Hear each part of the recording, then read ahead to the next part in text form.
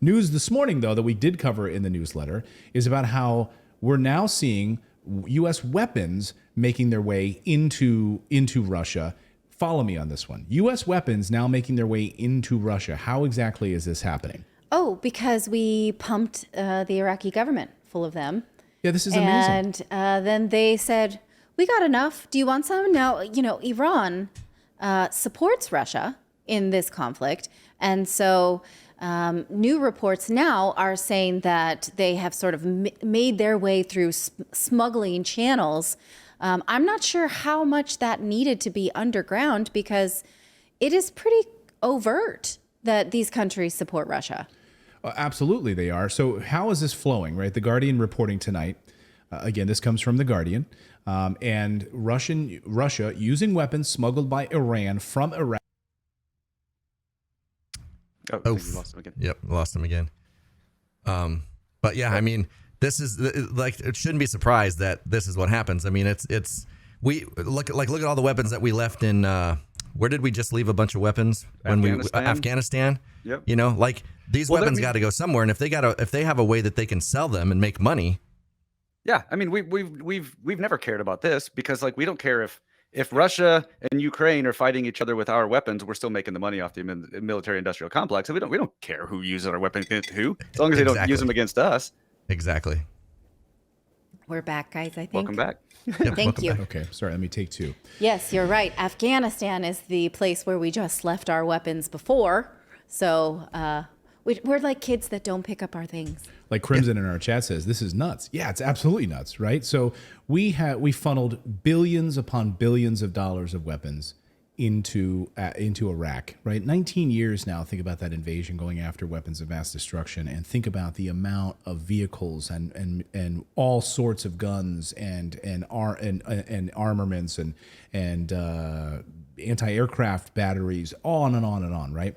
So now, as the Guardian reports, these are now flowing into Russia via Iran, which has seized many of these weapons. And the same thing can be said of what's all of our dumpings in Yemen and other places around the world that are just sitting there, sitting inside of Afghanistan. And by the way, before I just kind of show you on the map here, this shouldn't be surprising at all. I mean, they're picking up used stuff that we've left behind.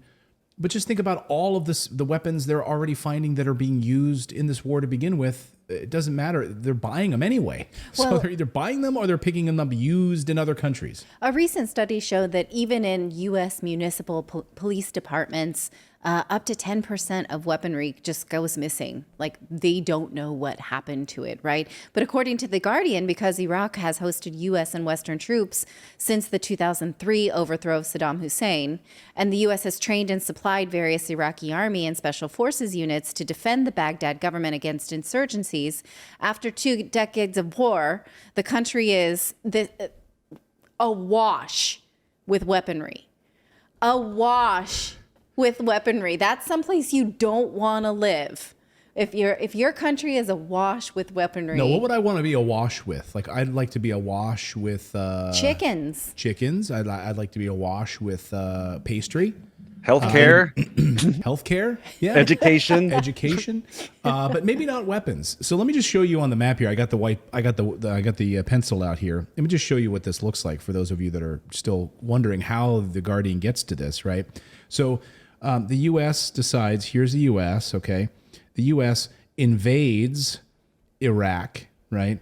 And brings with it billions of dollars in weapons when it does, right?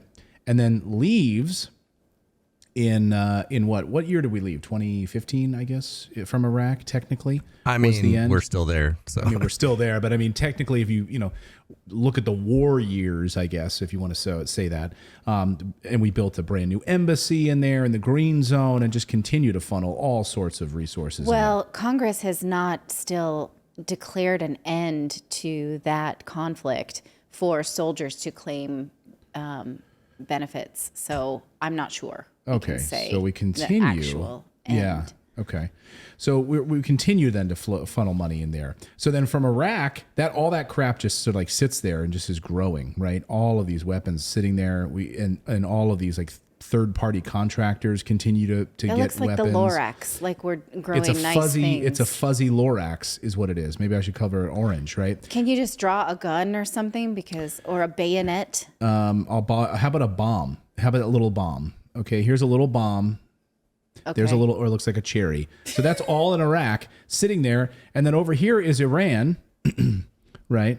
Which basically has come in, taken those weapons, funneling them right back out to its partners and keeping them, some by the way, keeping some in Iran, funneling them out to other allies, including Russia. That's how this all works, guys. So we have been funneling weapons to Russia via this carousel. Well, I also Yes. kind of want to see a line going from Iran back to the U.S., back to Nicaragua, and then showing one going from the U.S. to Afghanistan, then to Russia, then back to Afghanistan, and yeah.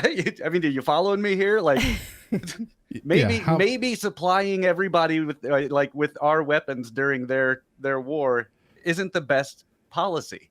No, and then we should wipe the whole thing away, because then we even still have enough weapons left over that are extra that we then give to United States police departments. So we can arm the shit out of these United States police departments. Like a little town in Maine for like a 4th of July festival needs an armored vehicle. Yeah, that's the case. In like these little hamlets, these little police departments need armored vehicles and SWAT team vehicles and everything Yes. else. So they have tanks and armored Humvees and everything else from the United States.